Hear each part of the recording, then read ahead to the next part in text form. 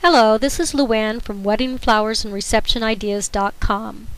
Welcome to my Easy Flower tutorials. Today's tutorial is going to be on creating a mock hand-tied wedding bouquet. Every bride loves the look of those hand ties, but the biggest disadvantage is the fact that there is no water source to keep your flowers fresh. By doing your hand tie this way, you have both the advantage of the look and the freshness.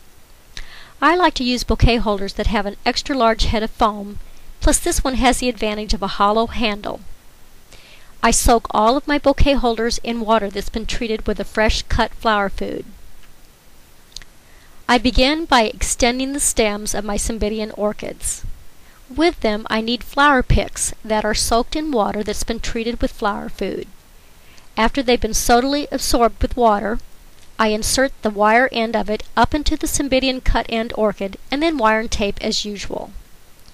By extending these stems, I can now place my orchid anywhere I wish in the bouquet holder. I also put a wood Cowie pick on the end of this wire so it would insert easily into the foam. If you notice, I bent the orchid so that the face of the orchid is upward and out. This way you can see the entire flower rather than just the upper edge. I'm now going to insert green jade roses into the design.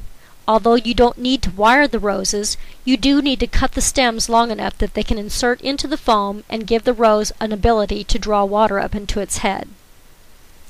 As I begin to add flowers to this bouquet, I want to lengthen my stems so they have an ever-growing circular pattern. This way I can achieve the round design I wish. I'm going to begin to add hot pink roses to the design, rather at random intervals. Don't be too exact about how you add this color of roses. You just want a good balance between the green and the hot pink. Now I'm going to also add hot pink Gerber daisies. Daisies do have hollow stems and they are easily crushed, so you must support them by wiring them and taping them before you insert them into the side of the bouquet. Now as you look down from the top of the bouquet, you can see that the circular pattern is fully established and made. Now I'm going to add in extra flowers called viburnum. This flower is very water loving and would definitely wilt if it did not have the flower source. Since it has a fragile stem, I reinforce it with a Cowie pick as well. Then I begin to insert it, tucking it in between the other blooms of the flowers that are already in the bouquet.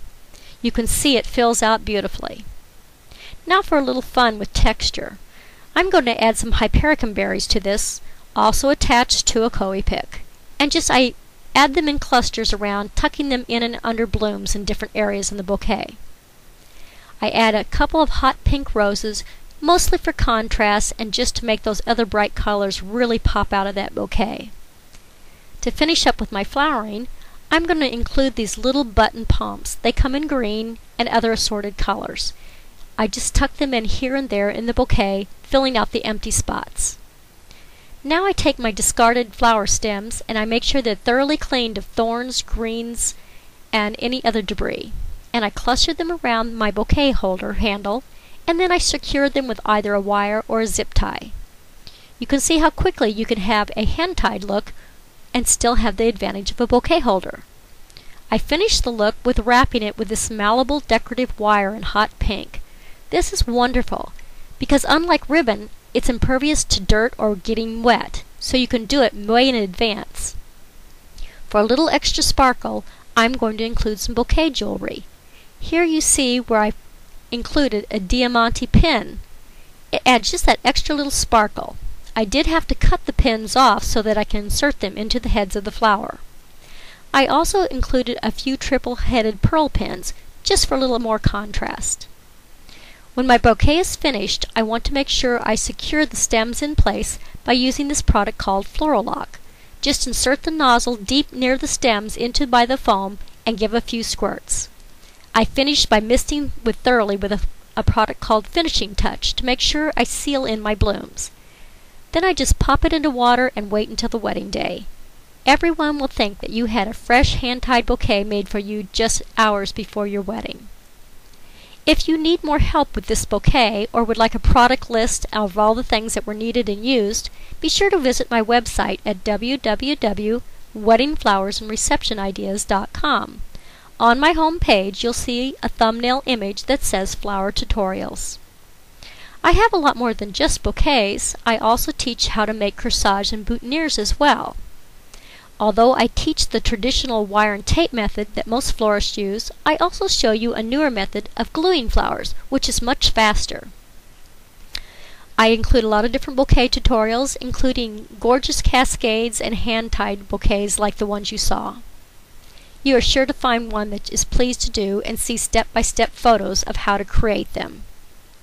I also have several centerpiece tutorials where I teach you how to green and how to use the proper equipment and materials that florists use to achieve these beautiful looks. My website is full of beautiful ideas and thousands of photos. I have beautiful ideas for wedding ceremonies, decorating candelabras, pew-ins, and much more. Reception decorating is made especially beautiful with lights, candles, decorations, gift ideas for your guests, and more. I have literally hundreds of pictures of different centerpieces for you to choose from and see what would go best with your party decorations. I have lots of other things such as cake toppers, from the whimsical and funny to the serious and romantic. Since I am a wedding florist, I do carry all of the products that you need to make these beautiful designs yourself.